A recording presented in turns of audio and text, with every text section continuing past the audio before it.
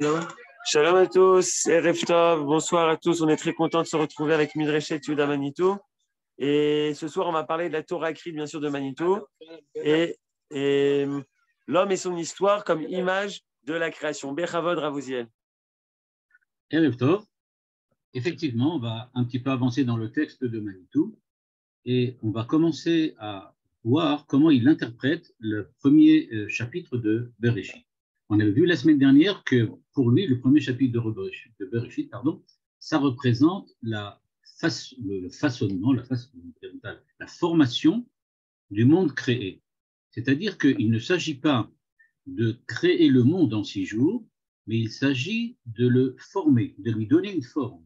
C'est-à-dire qu'il est créé, mais il va falloir le former, c'est-à-dire le structurer, lui donner de l'ordre. Et c'est ça le rôle des 6 jours de la formation, on va dire comme ça. Et donc, que fait-on pendant ces 6 jours? Manitou nous dit, chaque jour il se passe quelque chose d'autre, mais il y a quelque chose de commun à tous les jours, et c'est la structure du récit de la Torah qui nous apprend que, quel que soit le thème qui est abordé le jour en question, eh bien, la manière dont la Torah construit son récit va nous permettre de voir qu'il y a un point commun entre tous les jours, c'est justement la structure du récit. Ce n'est pas les jours qui sont équivalents, c'est le récit de chaque jour qui est équivalent. Donc, il faut bien faire attention. Il ne s'agit pas de dire que chaque jour, Dieu a fait la même chose, mais il faut dire que chaque jour est décrit de la même manière dans la Torah. Et de quoi parle exactement Manitou? Il nous le construit dans le texte, maintenant que j'espère que vous allez avoir devant vous. Et dans ce texte, comme vous le voyez, il nous dit que la structure du récit est équivalente. Qu'est-ce que c'est que la structure du récit? Il nous dit, tout commence d'abord, je suis à la ligne 5, par l'énoncé d'un projet. À savoir, Dieu dit, Yehi Or, qu'il y ait lumière. Quand Dieu dit qu'il y ait lumière, c'est-à-dire que Dieu, Manitou le souligne, il y a presque une nuance de souhait. Dieu souhaite qu'il y ait lumière. C'est un projet. Il n'y a pas encore de lumière dans le monde. Mais c'est un projet que Dieu a mis en place. Il voudrait maintenant que le monde tel qu'il l'a construit soit aussi comme ça baigné dans de la lumière. Un projet, c'est-à-dire quelque chose qui, pour le moment, n'est pas encore réalisé, mais qui déjà met en place une certaine structure à l'intérieur de la création. À partir du moment où la création n'est pas simplement jetée, je veux dire, au hasard de l'histoire, mais que Dieu y introduit quelque chose volontairement, c'est-à-dire le souhait d'avoir de la lumière, eh bien maintenant, le projet, c'est-à-dire le monde, devient projet. Il a maintenant une direction. Il va quelque part. On attend de lui quelque chose. Toutes ces notions sont extrêmement importantes. Et je vais y revenir après avoir lu l'ensemble du paragraphe de Manitou. Donc il dit, le monde était dans un état d'obscurité après le choc de la création, ligne 7, un projet est formulé, qu'il y ait lumière. Pour le moment, tout est clair. Ensuite, dit-il, vient le récit de la réalisation du projet tel qu'il a pu se faire à travers l'histoire de ce chaos de créatures s'organisant. Tout était chaotique, c'est-à-dire qu'il n'y avait pas d'ordre, il n'y avait pas de structure dans la création, mais à partir du moment où Dieu dit qu'il y ait lumière, il y a un projet, c'est-à-dire que maintenant, tout s'organise dans la création pour permettre l'avènement d'une lumière, qu'il y ait de la lumière. C'est ce que Manitou appelle ici, à travers l'histoire du chaos de la créature, il y a maintenant organisation. C'est ce qui est écrit dans le verset. Yomer Hashem yehi or, vayehi or. Et il y a eu lumière. C'est-à-dire, effectivement, le projet divin s'est réalisé. Il y a prégnance de la volonté divine dans le monde et le monde a réagi de manière positive. Il a accepté de faire ce que Dieu lui demande et il y a donc eu lumière. Continue Manitou, troisième volet, troisième moment, il y a eu jugement sur cette époque du projet qui vient de se réaliser. Vayar Hashem et Haor Kito. Et donc Dieu a vu que la lumière était bien. On pourrait dire comme ça, eh bien, ok, c'est ce que j'attendais, c'est ce que j'espérais. Dieu dit, voilà, c'est ce que j'espérais. Puis il y a bilan. On nous dit que c'est comme cela que Dieu a séparé la lumière de l'obscurité. Et ensuite, il y a la suite, à savoir le second, le troisième, le quatrième jour, etc. Manitou recommence une seconde fois et fait un résumé. Le sujet est énoncé. Ensuite, il y a un récit historique ou un compte-rendu de la tentative de la réalisation. Il rajoute deux petits mots, l'inertie, la manière dont répond la création, ce qu'on va parler tout à l'heure, comme véhicule de réalisation du projet, jugement, bilan, et vient l'étape suivante. Donc, nous dit Manitou, quand on regarde le livre de Bereshit, la première chose qui doit nous frapper, c'est cette structuration du récit de la création. On ne parle pas seulement du fait qu'on organise la création, qu'on y mette de l'ordre, qu'on la structure, mais que le texte, parallèlement à l'histoire de la structuration du monde, est lui aussi structuré.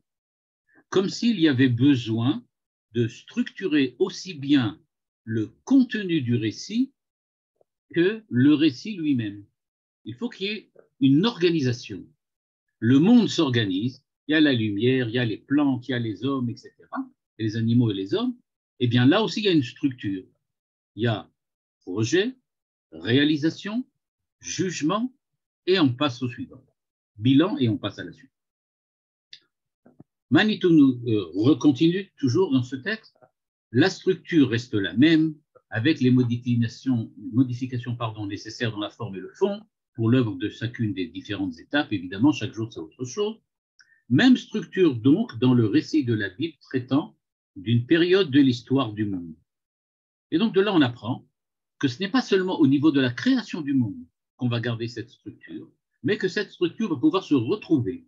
Le récit toranique peut donc être, on peut dire, sous-tendu par une structure plus ou moins fixe qui est énoncé du projet, ligne 1, formulation de la réalisation du projet, jugement, bilan.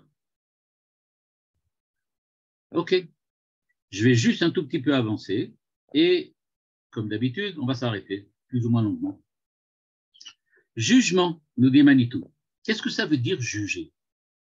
Qu'est-ce que ça veut dire que Dieu juge? Vayar Hashem et Haor Kito. Il a vu que la lumière était bonne. Qu'est-ce que ça veut dire? Ben oui, en quoi elle pourrait ne pas être bonne? C'est Dieu qui l'a fait. Dieu propose qu'il y ait de la lumière. Il nous dit qu'il y ait lumière. Ah ben d'accord, donc évidemment la lumière elle va être bonne. Sinon, ce n'est pas ça que Dieu aurait demandé. Eh bien, nous dit Manitou, pas du tout. Même si Dieu demande que la lumière soit bonne, si Dieu demande de la lumière, ce n'est pas sûr, il n'est pas du tout sûr que la création puisse véritablement répondre aux souhaits de Dieu. Il se peut fort bien que Dieu demande de la lumière et que ce qui sort ne soit pas de la lumière. Quand on parle de la création de l'homme notamment, on voit là-bas qu'il y a des ratés. Ça ne fonctionne pas exactement comme Dieu demande. Quand Dieu parle des arbres aussi, on voit qu'il y a des ratés. Dieu demande des arbres qui soient aussi bien fruits que troncs, c'est-à-dire que le tronc lui-même soit une sorte de fruit qu'on puisse manger, et la terre fait pousser des arbres qui ont un tronc immangeable, mais des fruits qu'on peut manger. C'est-à-dire que ça ne s'est pas vraiment réalisé comme Dieu l'attendait. Dieu attendait autre chose. Il voulait des fruits qui soient des fruits, mais que le tronc aussi soit une sorte de fruit. Et ça ne marche pas. Donc, nous dit Manitou, il y a besoin d'un jugement. Le jugement, c'est-à-dire, dit Manitou, est-ce que la réalité coïncide suffisamment avec, faites attention au terme, la vérité du projet? Le projet a quelque chose de véridique. Ce qui est véridique, c'est l'intentionnalité que Dieu y insère. Dieu désire quelque chose de bien précis. Ça ne veut pas dire que l'arbre tel que nous l'avons aujourd'hui et qui est immangeable au niveau du tronc soit un ratage total. Mais ce n'est pas la vérité du projet. Ça ne coïncide pas avec la vérité du projet. C'est bien dans le projet. Oui, oui, c'est un arbre. C'est comme ça que c'est un arbre. Mais ce n'est pas vraiment l'arbre véridique que Dieu attendait. Et nous nous apercevons qu'il y a toujours décalage. Le jugement, nous dit Manitou, c'est pas simplement vérifier est-ce que tout coïncide bien, mais c'est surtout l'affirmation que jamais ça ne va coïncider vraiment. Et ça, c'est un grand chidouche de Manitou.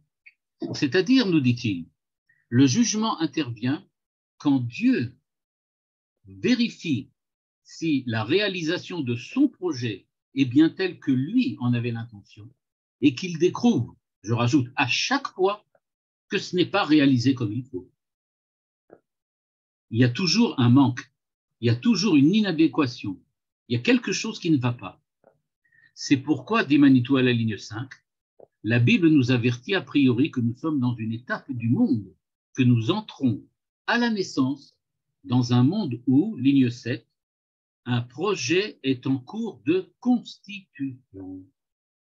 C'est-à-dire, on n'est pas dans un monde terminé, on n'est pas dans un monde parfait, fini, parce que c'est Dieu qui l'a créé. Au contraire, on est dans un monde qui ne peut pas et n'est pas parfait.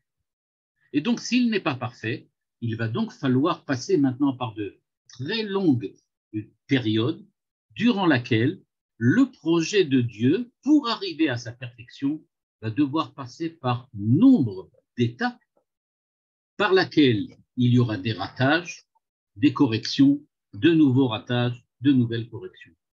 Pour ceux qui ont l'habitude des systèmes autonomes, ils savent qu'aujourd'hui, en intelligence artificielle, on sait très bien que le contrôle d'un processus est nécessairement un contrôle qui fait toujours, on peut dire comme ça, se base toujours sur les erreurs du système.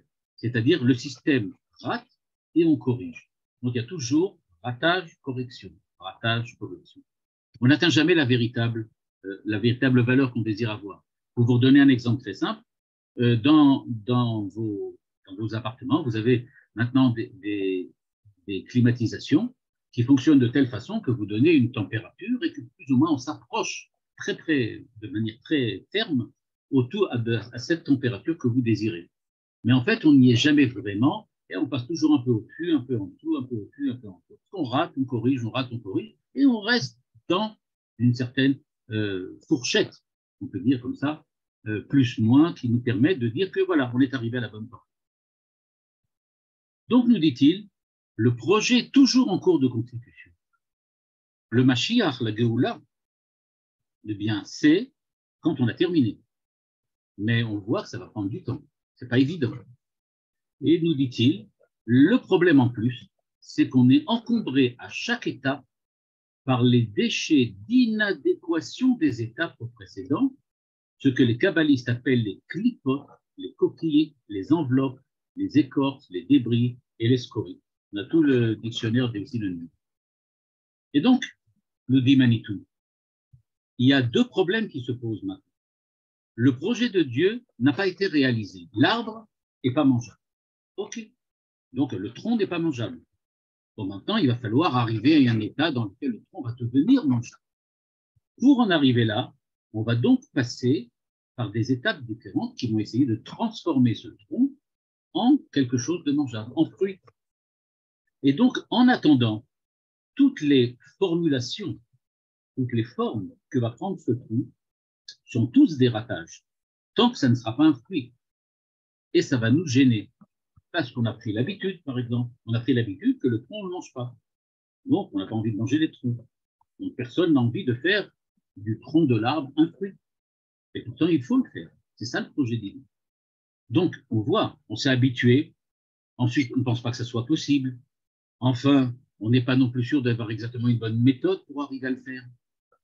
Quoi qu'il en soit, il y a ce qu'il appelle, Manitou appelle les déchets d'inadéquation.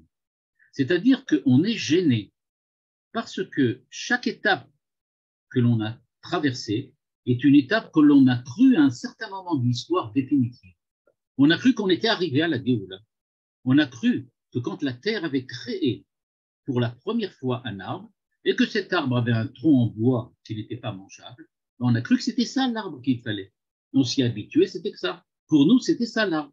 Mais on apprend que non, il va falloir changer. C'est ça ce qu'on appelle clipote. Les clipotes, c'est nécessaire. On ne peut pas ne pas passer par des étapes. On ne peut pas ne pas passer par toutes ces erreurs. Mais quand on passe par ces erreurs et qu'on les corrige, il n'empêche que l'erreur laisse une trace. Et c'est ce qu'il appelle ici les déchets d'inadéquation. Quand quelqu'un étudie quelque chose, au départ, il ne comprend pas tout, mais il se crée dans son esprit une certaine structure de compréhension qui fait qu'il a réussi à placer les concepts dans une certaine position, il a réussi à comprendre les tenants, les aboutissants, il a réussi à comprendre comment chaque concept influence sur l'autre concept.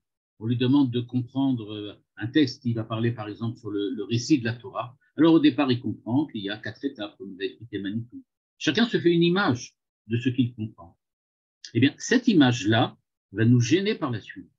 Parce que quand on va essayer d'approfondir, on reste bloqué sur cette image qui nous semble être la solution, la véritable signification du texte. Et donc, quand on a compris Manitou qui parle des 4 étapes, eh bien, on est sûr que ça y est, on a compris, c'est bon.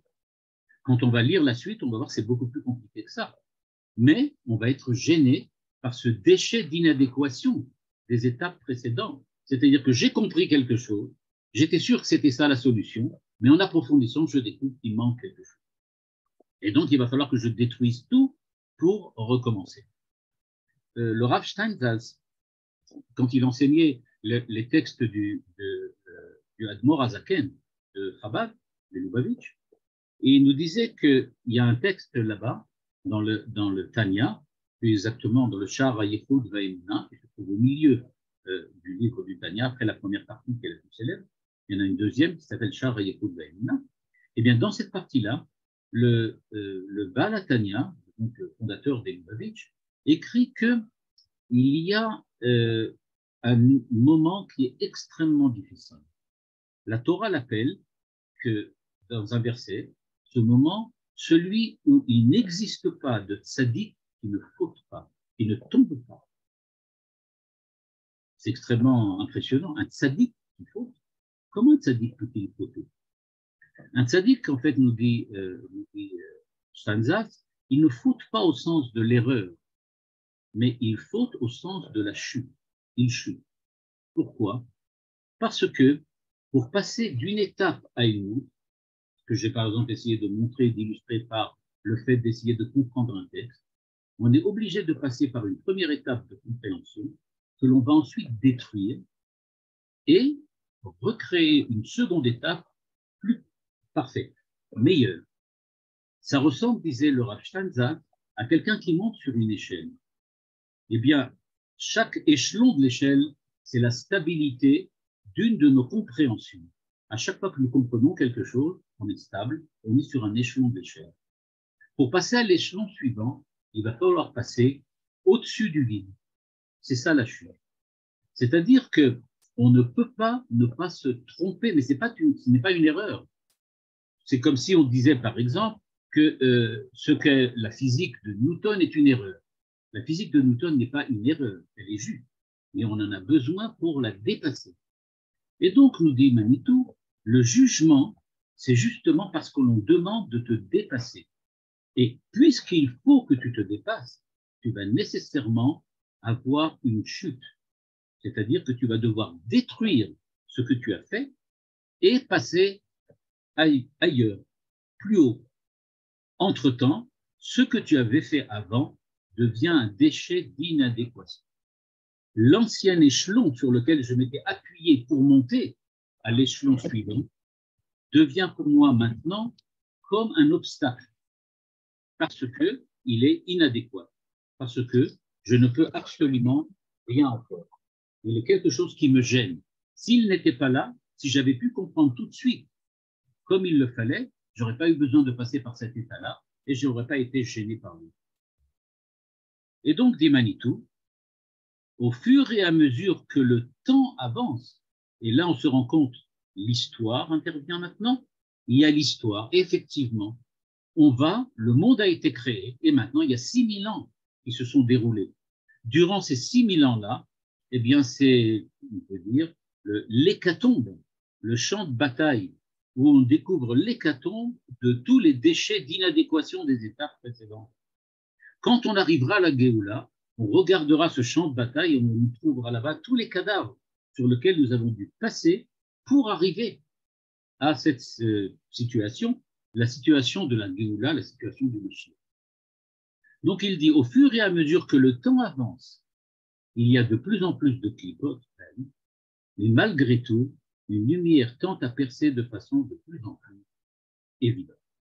Il va ouvrir une parenthèse qu'on n'ouvrira pas maintenant, mais on va essayer maintenant de réfléchir un peu plus sur ce que vient de nous dire Manu.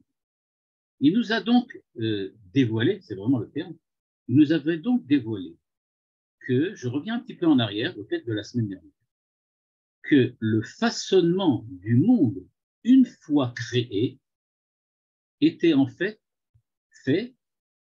par 4 étapes. L'exposition d'un projet, la réalisation imparfaite du projet, et enfin, on termine par le jugement et le bilan. Manitou nous a expliqué, le jugement est extrêmement important, parce que c'est lui qui définit l'imperfection de la réalisation du projet. Le projet s'est avéré, pour le moment, pas encore terminé.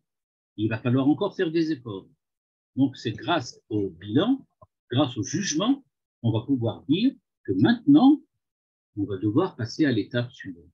Ce qui se passe à la seconde étape dépend du jugement qui a eu lieu à la première étape. C'est grâce à la première étape qu'on a découvert qu'il manque quelque chose. Il va falloir passer donc à la seconde. L'évolution, donc, dans la réalisation du projet, dans le façonnement du monde, passe par ces 4 étapes. Et Manitou nous dit, l'essentiel à retenir de tout cela, c'est que, en fait, on peut résumer les 4 étapes par une seule, qui serait la création est adéquate à un projet. La création n'est pas une création statique, elle est une création en projet. En fait, Dieu a entamé, a mis en route un projet, et il va falloir maintenant que l'homme le réalise. Ce qui est extrêmement important ici, à retenir, c'est donc que contrairement à l'idée reçue, qui voit que Dieu crée le monde, et disait Voltaire, mais il a qu'à en partir maintenant qu'il l'a créé, on n'a plus besoin de lui. Eh bien, au contraire, c'est justement parce qu'il a créé qu'il a besoin de rester, parce que c'est pas fini. Il attend de voir que nous réalisions ce que Dieu demande, ce qu'il avait demandé, pardon. C'est-à-dire que la création, c'est pas un objet, c'est pas un événement, c'est pas une structure. Ce que Dieu a créé, c'est un projet. Donc, ça a 4 étapes. Le souhait, ensuite la réalisation, et enfin le jugement avec le bilan. Ce qui est extrêmement important à retenir de toute cette présentation de Manitou, au niveau de la pensée, c'est que Manitou dit une petite locution que j'ai laissée de côté au départ, parce qu'a priori on ne lui met pas vraiment d'importance, mais qui maintenant va prendre son importance la plus grande. Je relis à la ligne 5 à partir de là, ce qui est en gris maintenant devant vous. Il y a d'abord l'énoncé d'un projet. Dieu dit qu'il y ait lumière. Écrit Manitou, alors on se demande vraiment pourquoi, il y a presque une nuance de souhait. Presque une nuance de souhait. Eh bien, c'est ça qui va nous occuper maintenant. C'est-à-dire que pour comprendre, est-ce que effectivement, il y a ou il n'y a pas réussite du projet, nous dit Manitou, il faut comprendre qu'il y a dans le projet une nuance de souhait. J'ai vu que Brigitte demande, est-ce que ça veut dire que la Terre avait une certaine forme de libre arbitre? Oui, Manitou dit que oui, tout à fait. La Terre a une certaine forme de libre arbitre. c'est vrai. Et donc, on va devoir maintenant essayer de comprendre qu'est-ce que c'est que ce souhait-là. Qu'est-ce que ça veut dire souhaiter? Alors, en fait, Manitou dit presque. Et je vais expliquer aussi cette notion de presque parce que elle est extrêmement importante. Elle va justement différencier deux grands penseurs du monde juif moderne, à savoir d'une part Manitou et d'autre part le Rabbi de Lubavitch. Parce que ce que l'on va voir ce soir, j'espère qu'on a le temps maintenant, oui, maintenant une bonne demi-heure, on apprendra. On va voir que c'est précisément sur ce mot presque que le Rabbi de Lubavitch diffère de Manitou. Et donc, nuance de souhait. Je vais exposer maintenant très succinctement ce que dirait le Rabbi de Lubavitch par nuance de souhait, et sans citer les sources du Rabbi de Lubavitch, ce serait beaucoup trop long, et simplement vous dire ce qu'il pense, et montrer après pourquoi Manitou dit que le Rabbi a presque raison. Il a presque raison, mais pas tout à fait. Donc, de quoi parle ici Manitou? Manitou, en fait, ici, veut nous montrer qu'il y a un projet divin. Quand il dit qu'il y a un projet divin, ça veut dire qu'il y a pas seulement une volonté de créer, mais une attente de Dieu par rapport à ce projet. Dieu attend quelque chose. Ça, c'est un chidouche énorme. Le Rabbi de Lubavitch est d'accord. Dieu attend quelque chose. Est-ce que vous connaissez certainement l'expression que l'on utilise dans la Chassidut de Lubavitch quand on dit que It avalo akadosh baruch hu ladour appartenu. It avalo, Dieu avait envie, il avait une envie de résider parmi les mondes inférieurs, les mondes inférieurs. Et donc, pourquoi on dit ça chez les Lubavitch? Parce que très souvent, on pose la question de savoir, est-ce que vraiment, on sait pourquoi Dieu a créé le monde? Dans quel but? Donc, qu'est-ce qu'il voulait? Et la réponse des Lubavitch, c'est de dire, eh bien, un peu comme Manitou ici, il avait un souhait, il avait une envie. Et sur une envie, disent les Lubavitch, on ne pose pas de questions. Donc, quelqu'un a envie de quelque chose, ben, il a envie. Et puis c'est tout. Il n'a pas besoin de s'expliquer. Il a envie. Eh bien, c'est un peu ce que nous dit aussi Manitou. Il y a presque une nuance de souhait. Dans la création, Dieu souhaite quelque chose. J'attends quelque chose. Et c'est extrêmement important parce que, en fait, ce qui se dessine derrière cette expression de projet, c'est un thème beaucoup plus profond concernant la manière dont nous voyons le Créateur et nous nous voyons en tant que créature. C'est précisément le fait que pour nous, Dieu est autre, il est autre que nous, mais que par ailleurs, le fait qu'il soit autre que nous n'empêche pas qu'il est en rapport avec nous. La création, ça veut dire Dieu est autre, mais avec nous. Il est différent, complètement différent. Il n'y a aucun rapport entre nous. Mais quand je dis aucun rapport, c'est pas rigoureux. Il n'y a aucun rapport, mais quand même, il y en a quand même.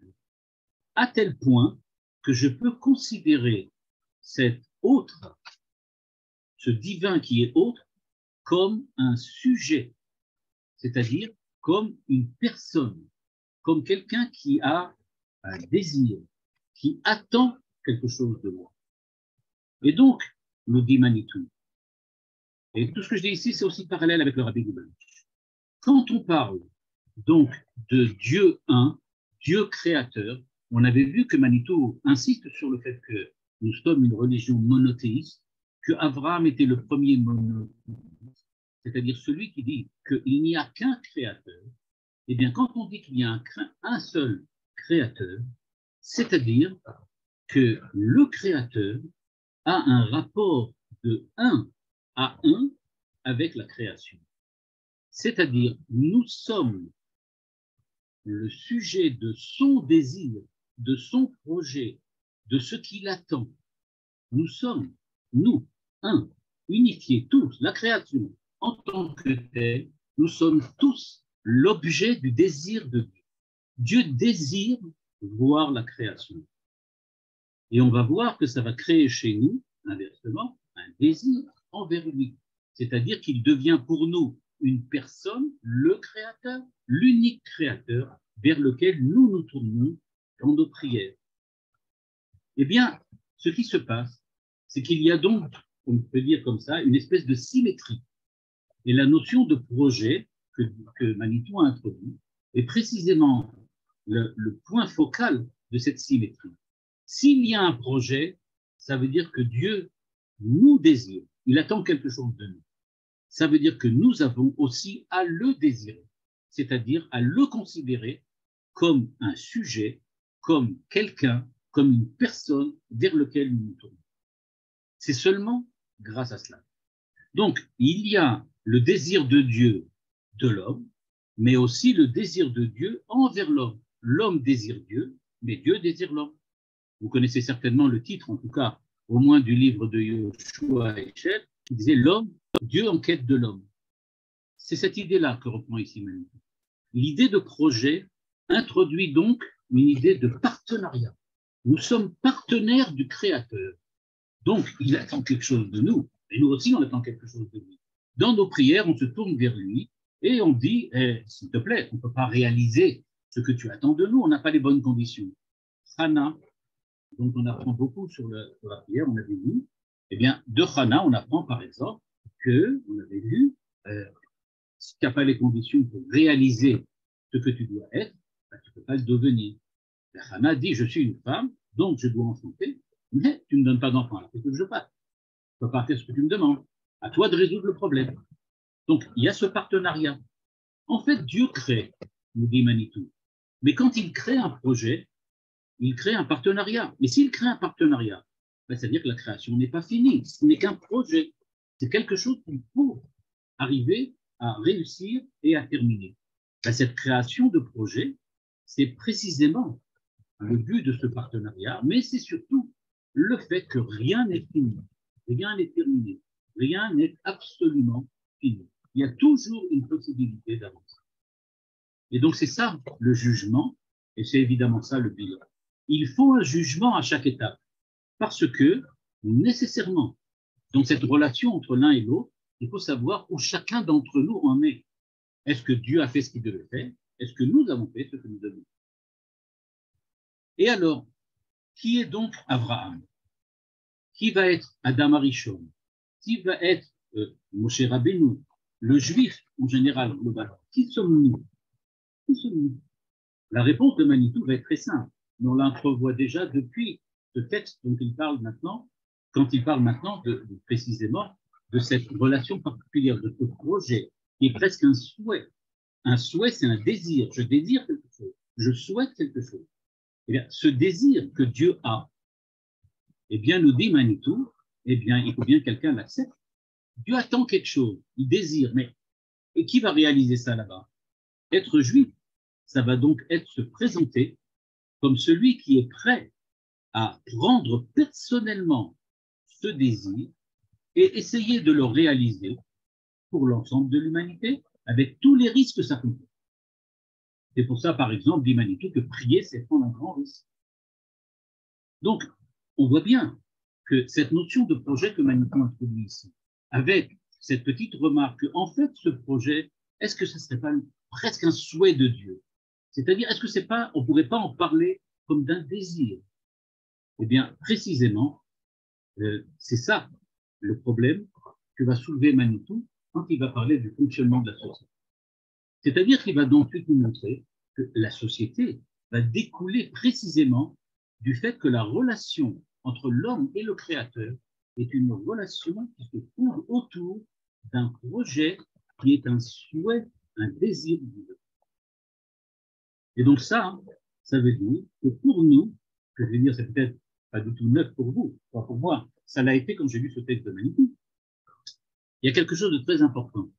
Pour nous, le Dieu de la création, c'est le Dieu d'un désir. C'est une personne qui désire quelque chose.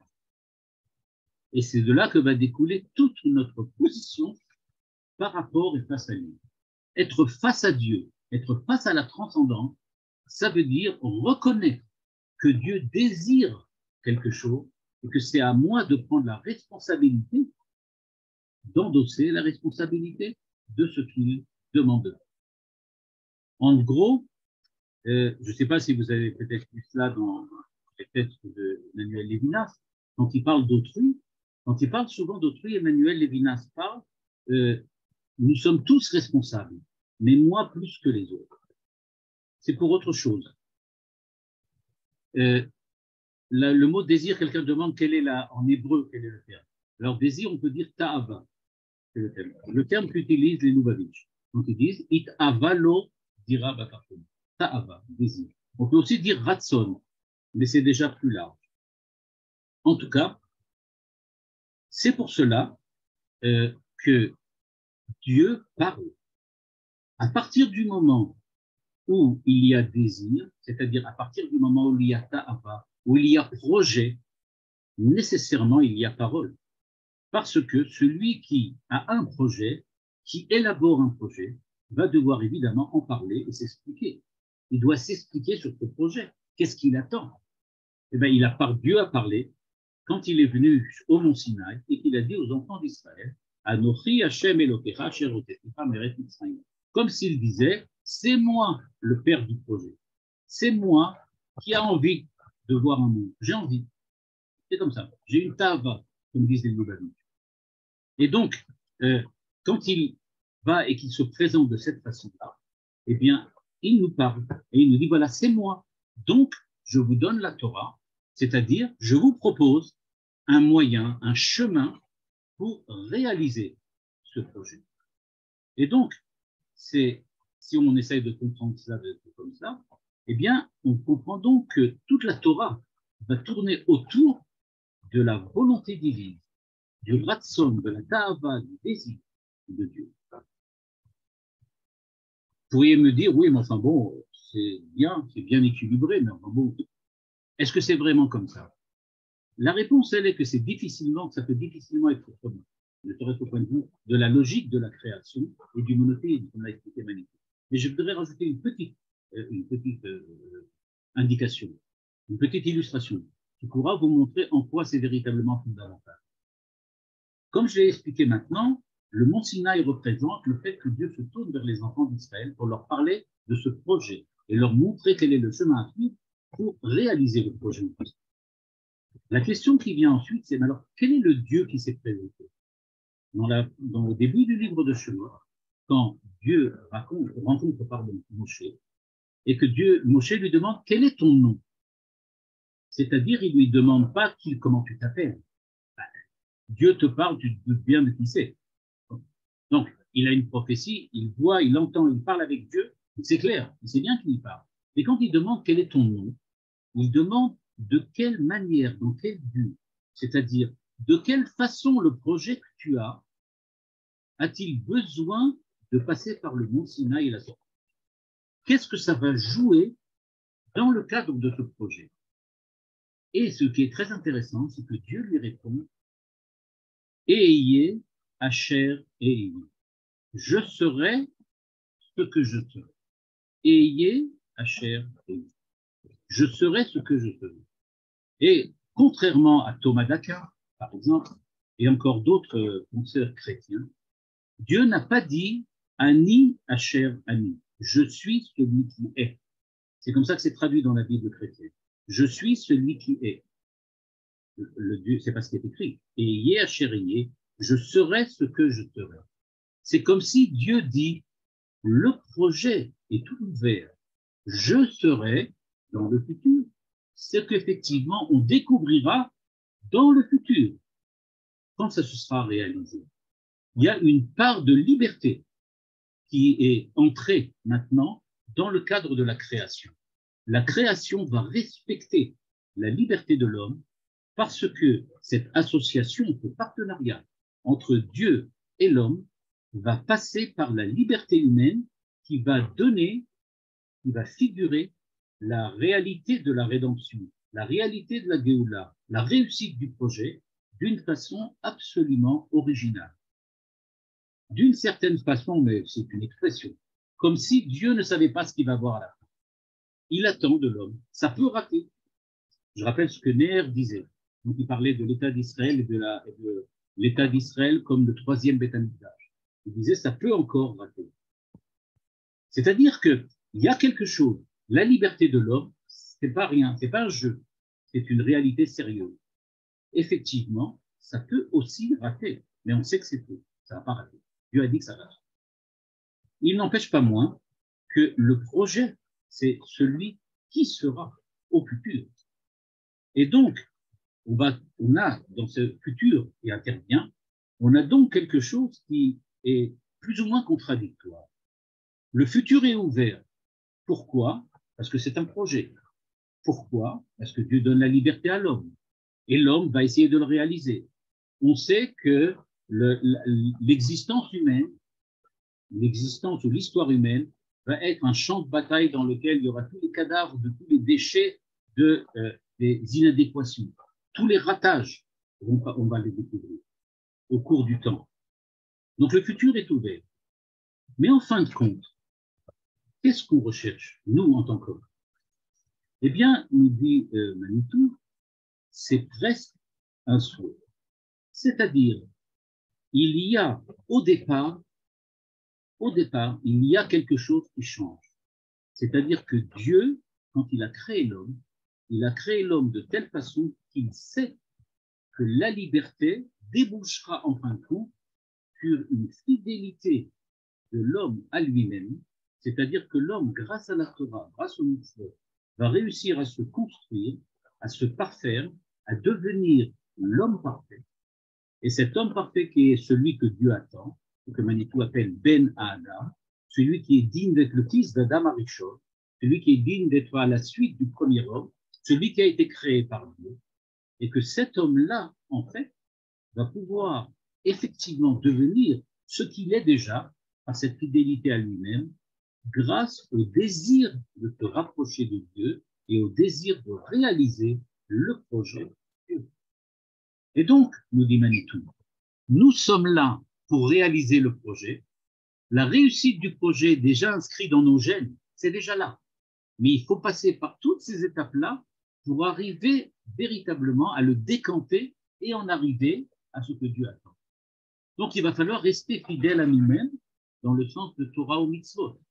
Mais d'un autre côté, il faut que ces Torah ou mitzvot ne soient pas seulement des actes techniques, des actes, j'aurais pu dire, automatiques, mais qu'ils soient surtout des actes dans lesquels soit inséré, infusé le désir de réaliser le projet divin. Nous faisons la Torah et les mitzvot parce que ce que nous voulons, c'est réaliser le projet divin. D'un certain point de vue, je vais essayer de le présenter maintenant de l'autre côté, l'homme se pose la question de manière suivante.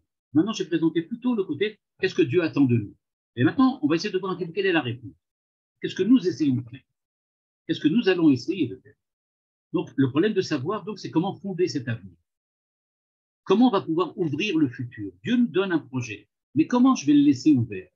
C'est-à-dire, quelle est la clé qui va me permettre de définir que l'existence de l'homme va pouvoir devenir partie du projet divin?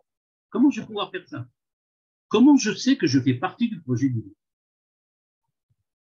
D'une autre manière, on pourrait dire, mais ça veut dire que j'accepte de sortir du destin, des lois de la nature, de la matérialité, de tout ce qui fait que le monde me semble fixe et que j'accepte de comprendre et de vivre selon la dimension d'un monde ouvert vers l'avenir. Notre défaut, Manitou y revient très, très, très souvent. Il dit notre défaut, c'est de philosopher, c'est-à-dire de fermer le monde dans les cadres des lois de la logique, des lois de la science, des lois et des contraintes de l'esprit et de la raison.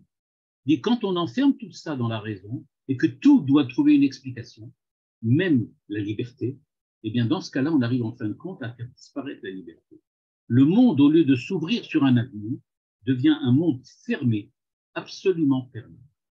Et donc, il n'y a qu'une possibilité, c'est d'ouvrir vers le futur, c'est-à-dire que l'homme puisse rester à ce que Manitou appelle l'identité d'Israël, l'identité hébreu, l'identité juive, parce que c'est l'identité qui est la fidélité du comportement humain, à ce qui fait que je suis une créature divine. Dieu m'a créé, c'est-à-dire, comme le dit Manitou, l'a dit Manitou une fois dans une conversation particulière avec M. Rothenberg, Mordechai Rothenberg, pardon, dans lequel il lui a dit que quand on parle de l'identité, l'équation identitaire, on parle du Shoresh HaNeshama. Dieu nous a créés de cette façon. Quand Dieu nous a créés de cette façon-là, eh bien, ça veut dire qu'il a mis en nous quelque chose qui fait qu'on a maintenant la possibilité de réaliser. On va essayer d'actualiser ce que l'on avait déjà en nous. On sait ce qu'on doit être et il faut accepter de bien le faire.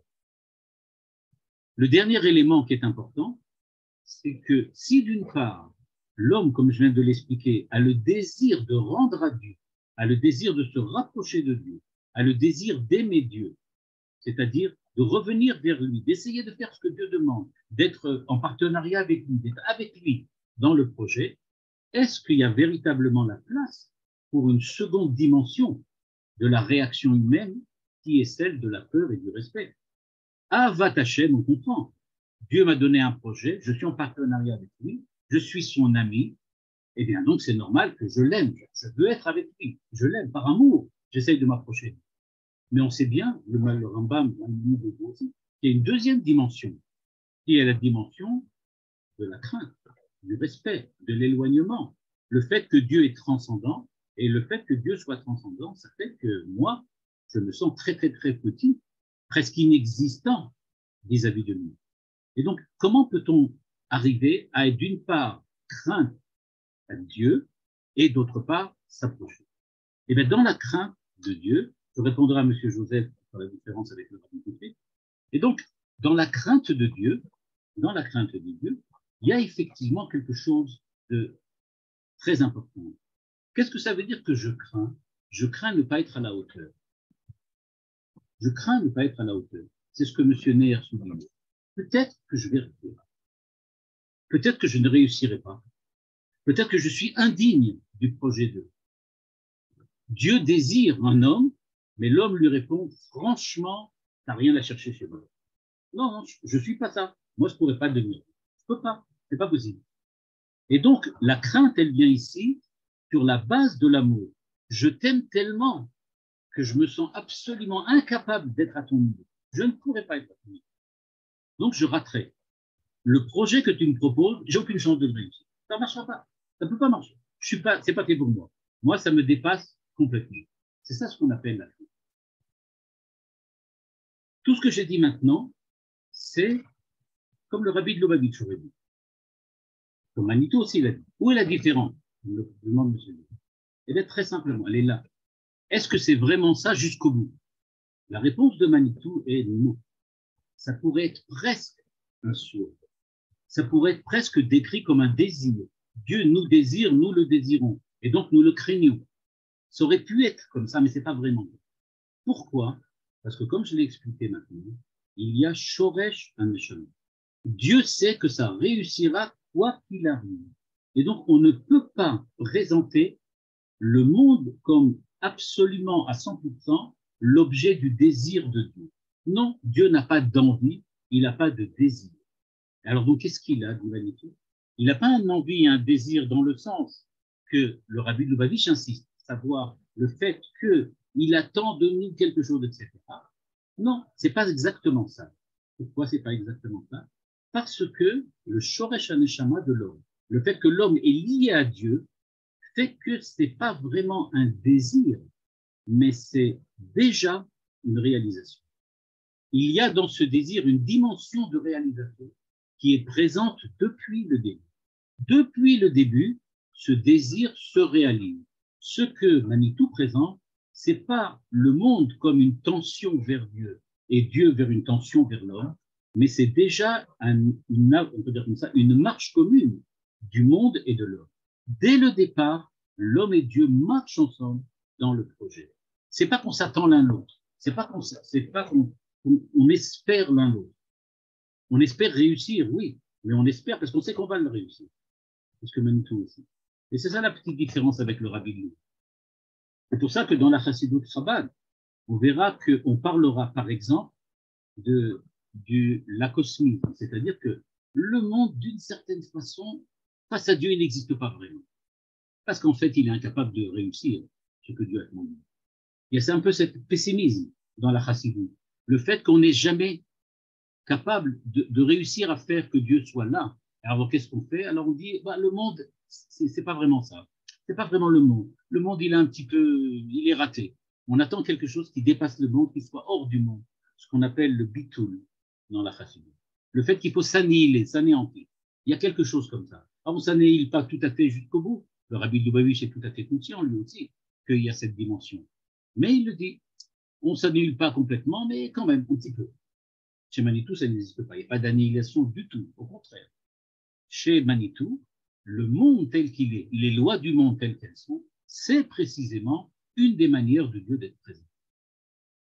Chez le Rabbi Lubavitch, ça ne peut pas être ça.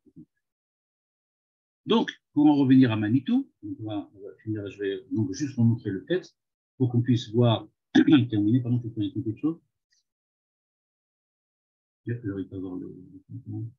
Non, je ne suis pas arrivé à vous vérifier. Donc, en tout cas, ce que nous dit Manitou, voilà, je vais essayer de retrouver le texte. Le voilà. Il nous dit donc la chose suivante. Il y a d'abord l'énoncé d'un projet. Dieu dit qu'il y ait lumière. Et là, il nous dit, il y a presque une nuance de ce. C'est pas une nuance de ce jusqu'au bout. Il y a quelque chose, mais on sait que ça va réussir. En fait, le souhait, le désir de Dieu, c'est un désir dans une création dont on sait qu'elle va réussir. Et donc, ce qu'elle est maintenant, c'est peut-être le cadavre d'une ce qu'il va appeler une clipa, c'est-à-dire quelque chose qui a raté, qui est inadéquat, qui est un déchet. C'est vrai. Mais il n'empêche qu'on en a besoin et que c'est sur lui qu'on va construire la suite. C'est pour ça qu'il appelle ça des étapes précédentes.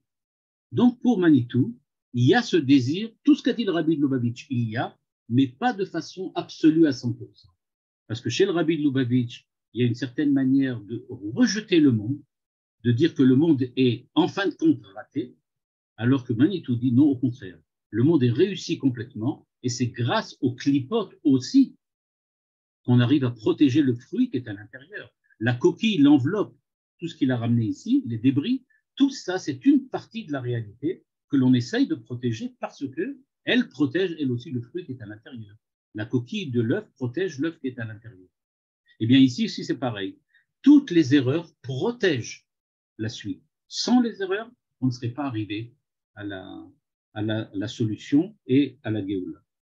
Et donc, après avoir vu donc Manitou, après qu'il nous a expliqué donc qu'est-ce que c'est qu'un projet, le projet comme pratiquement souhait, désir, volonté, envie, bien maintenant on va devoir passer donc à la suite qui est, une fois qu'on a compris ce que c'est que le jugement, on va devoir comprendre donc qu'est-ce que c'est que la création et le Shabbat, et de là on va déboucher sur la Kedusha, et à partir de la Kedusha, on va pouvoir en fin de compte arriver à ce qu'est la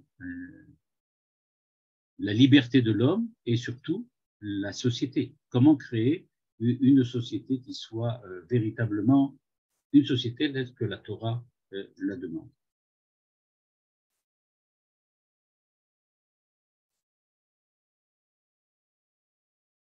Donc voilà pour ce soir.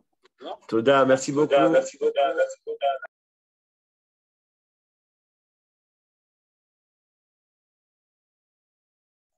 Merci beaucoup. Voilà, vous pouvez ouvrir le micro, poser des questions. Merci beaucoup.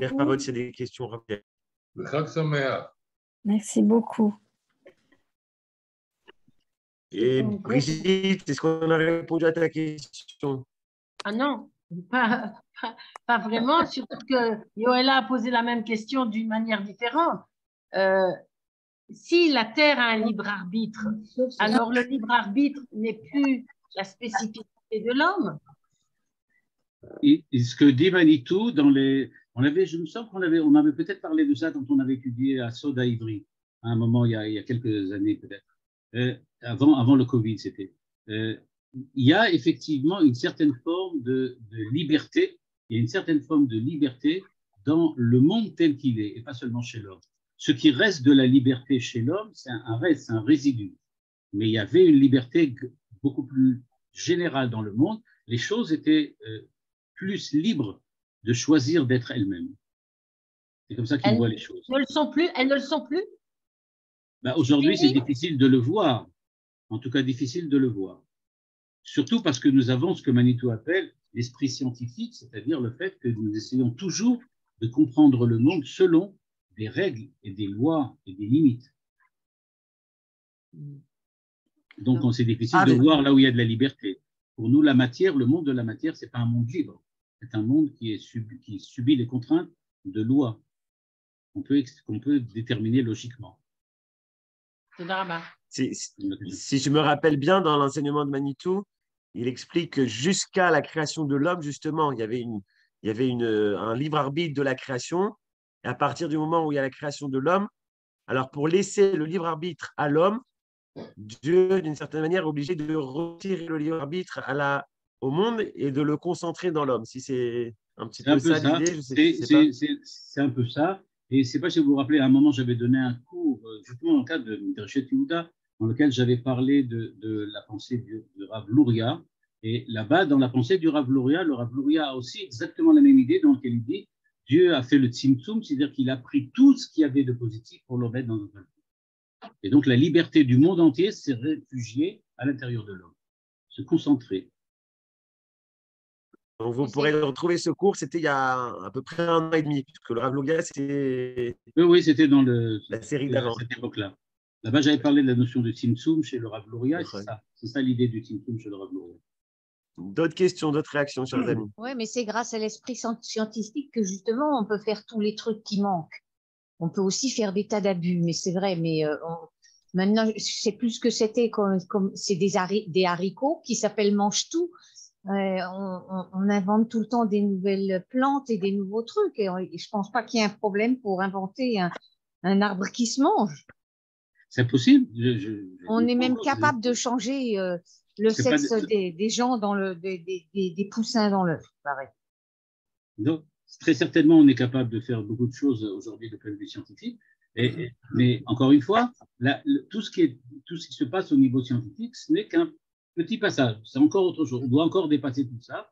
L'essentiel, c'est pas seulement la dimension, c'est justement ce que Manitou dit sur Hanouka, par exemple, quand il dit qu'à Hanouka, on essaye de dépasser le monde de la physique, le monde on peut dire comme ça, de la science, qui comprend aussi chez lui la philosophie, pour déboucher sur un monde différent, le monde de la qualité et pas de la quantité.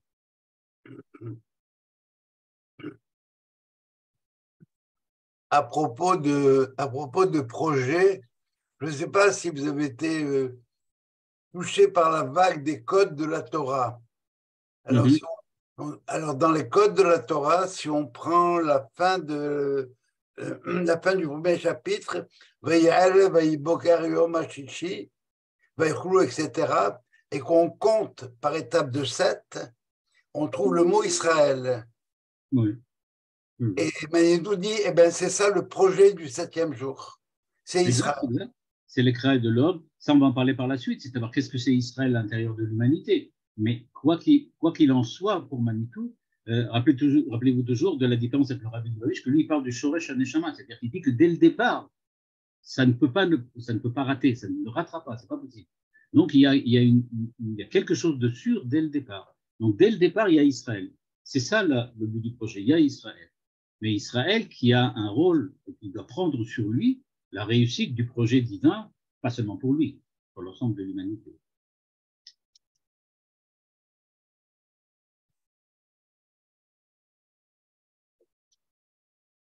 Eh ben, merci beaucoup, Ravouziel. On a impatient d'avoir la suite la semaine prochaine.